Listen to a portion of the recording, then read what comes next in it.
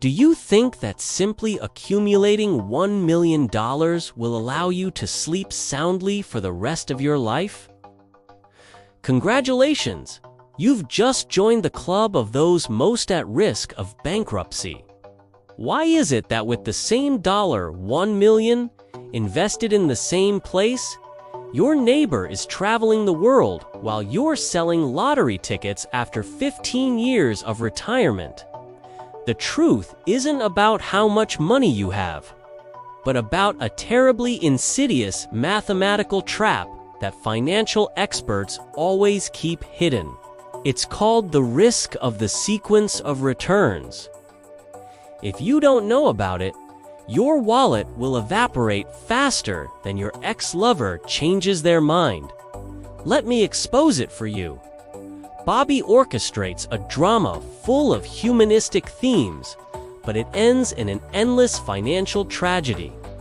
We have Sarah and Mike, two perfect replicas of each other, retiring on the same day, having $1 million, withdrawing $40,000 annually for spending, and even the market being fair enough to give them an average return of 7% for 20 years. The irony lies in the fact that fourth-grade math teaches us that if the input is the same, the result should be the same. But real-world math throws a cold shower on Mike. 15 years later, while Sarah is still living lavishly with her account growing to $1.4 million, Mike is officially penniless, having to sell his house to survive. Mocking the naivety of those who believe in the concept of average. In finance, average is the most flattering number to deceive those who are lazy thinkers, because it smooths out all the potholes, when in reality, it's those very potholes that are going to break your neck. Bobby points out a harsh truth. Average returns are a sweet lie. Consider Mike's predicament. He was unlucky enough to retire during a terrible market year. He lost 5% in the first year and 10% in the second. While his assets were shrinking like a sweater washed in hot water, Mike had to grit his teeth and pull out $40,000 for food. This is where negative compounding comes in like a butcher. Not only lost money due to the market, but he also cut off the very roots of his own recovery.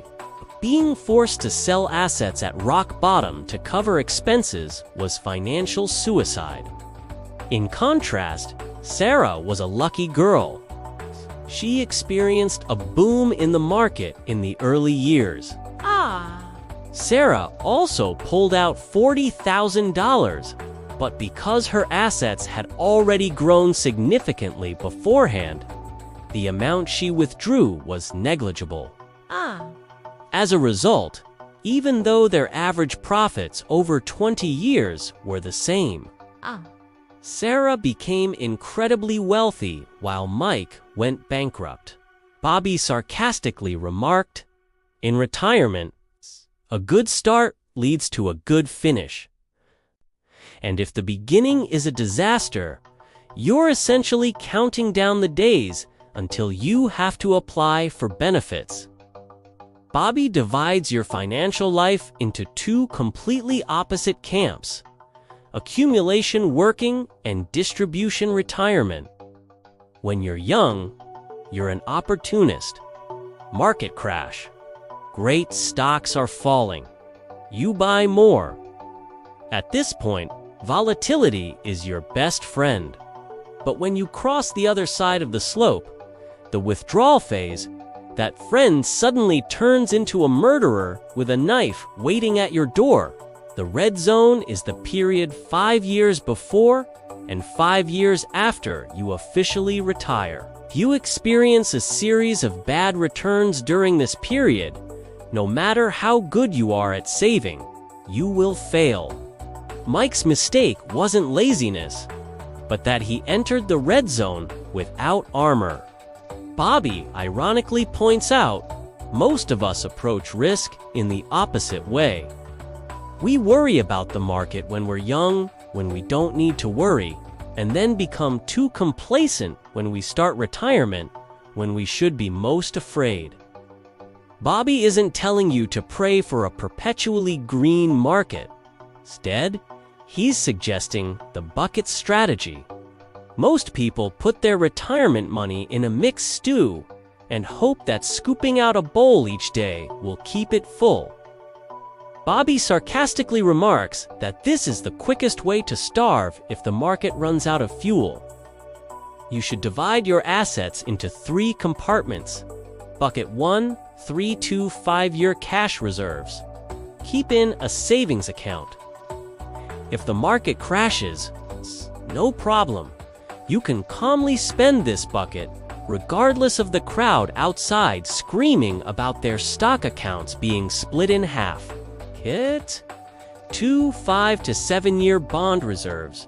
A deep defense if the market hasn't recovered after 3 years. Kit 3 growth engine stocks, because you already have a reserve of food supplies from the other 2 buckets. A total of 10 years, this bucket has enough time to weather any crisis without ever being sold cheaply. This is how you hack the system. Use cash to buy peace of mind and use time to force stocks to generate profits. Bobby exposes the dangers of a fixed amount withdrawal mindset. If your account is losing 15% and you still want to travel luxury, that's not enjoyment, it's suicide. A flexible withdrawal strategy requires you to know how to tighten your belt and cut spending by 5 to 10% when the market is bad. A little sacrifice in the red zone can save you 20 years of your old age. Furthermore, taking on a small side job to earn extra income in the first 5 years of retirement is a failure, but a brilliant tactic to protect your principal. Finally, don't let averages lull you into a false sense of security. Saving a lot of money is good, but without knowing about the red zone and the bucket rule, you're just a fat sheep waiting for the market to fleece you. Stop looking at the total number and start looking at the sequence of returns if you want a safe landing. Never let those pretty average return charts on financial apps lull you into a false sense of security. Saving $1 million or $5 million is only half the battle. The other half is surviving the red zone without panic selling off your assets. Remember, the market doesn't care how hard you worked. It only cares whether you had a sufficiently strong defense structure.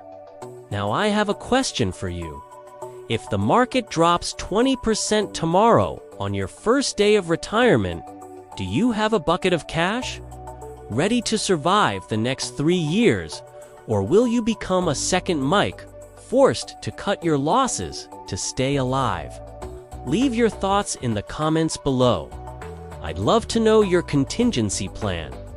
And if this video just helped you spot a fatal flaw in your financial plan, hit like, subscribe to Bob Scriptley's channel, and turn on notifications. I'll continue to expose other invisible mathematical traps to help you protect your wallet in the smartest way possible. Bye everyone, and see you in the next video.